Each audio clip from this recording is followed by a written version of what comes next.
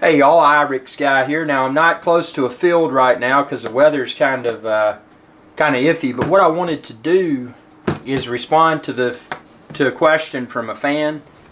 Actually, I've had this question from a few different fans, and that's how to turn on the motors. Now this is something that, and no question is silly, and a lot of people are afraid to ask questions. But no question is silly because what I know and what you know, someone else may not know. So I'm going to address everything that I can within this video series. What I am going to do, since I'm indoors, and I know you can fly these indoors, but I don't intend to fly right now. So I'm going to take it out and take the gimbal guard off, because you never want to power it on with that on. And I'm going to keep the propellers off, because I don't want to take off. I just want to demonstrate how to start the motors. So obviously, the first thing you're going to need to do, you're going to need to connect. In my case, I use an iPhone 6 Plus, which is an Apple device. I need to connect my iPhone 6 Plus to the controller. And I've already got a battery in my Phantom, which is charged. And again, I'm not going to actually take off. I'm just going to show you how to start the motors, and that's why I did not put my propellers on. So what we're going to do now is put the iPhone on the controller. So I'm doing that for us right now. Okay, so now I've connected my iPhone 6 Plus to my controller. You can see I'm using the short cable. You can find a link within this video's description where you can order this online. It's a lot shorter than the one that comes with your iPhone or your iPad. So I've got it on, I've got the controller on. Again, always turn the controller on before you turn your Phantom on. And I'm in the DJI Pilot app. By filming indoors, you're really able to see that, whereas if I was outdoors, the sun would make seeing the app somewhat impossible. So now let's power on the Phantom. Again, I do not have the props attached, but I did remove the gimbal guard because you never want to turn it on with the gimbal guard attached. Obviously we're indoors, so it's going to behave differently than it would if it was outside where it could see the GPS. So we're going to go in our app here to camera. And this is just going to show you what the Phantom sees, and obviously I can scroll up and down. You can see I'm on top of my case, waterproof and ruggedized case. So to start the engines, and obviously you would want to make sure you're outside in a safe location and in a position where you wanted to fly. It would say, once it was ready, it would say safe to fly green with GPS, where it says non-GPS right now because I'm indoors.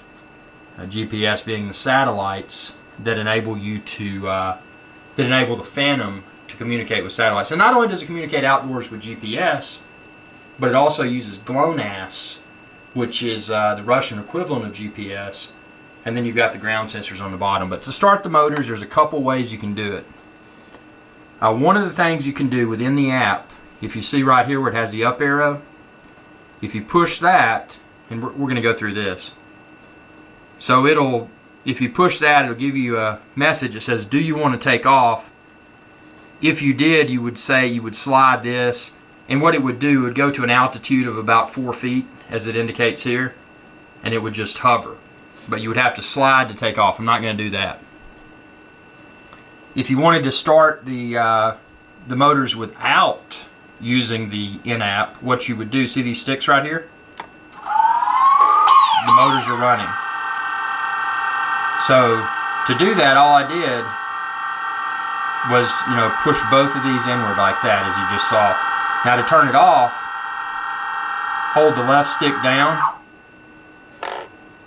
and it'll go off. So again, to start the motors, and that sound that it makes, that if you've used previous versions of Phantom, that may sounded a little bit strange, but that's how the Phantom 3 behaves. And again, to turn off the engine, pull left stick down. Now there's actually another way you can turn off the engine. You could do the same, and I'll demonstrate. So let's start them back up. Another way I could turn it off is to do this. But I never do that. And the reason being is that if you've attempted that way, see, now we're on. If you turn off this way, it often tends to topple over to the side. So to start the engines, I do that. But to turn off the engines after I land, I only do the left stick. And I just pull it down until they turn off. And that just makes for a smoother landing with less likelihood of the Phantom toppling to one side or the other after it lands. And again, quick disconnect prop guards are your best friend, and it's something I highly recommend. Obviously, I've got the mounts on right now, but I don't have them attached for this tutorial. But those are really good because when you do land, if it should topple over, the probability of breaking a prop or multiple props is greatly reduced. So I hope this video is of value. Again, I'm posting videos for all skill levels.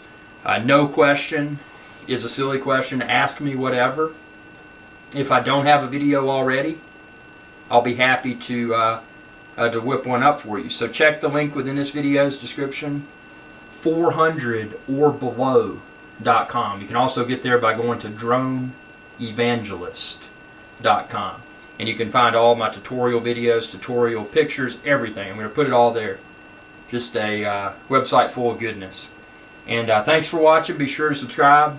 Always fly safe. And y'all have a great day.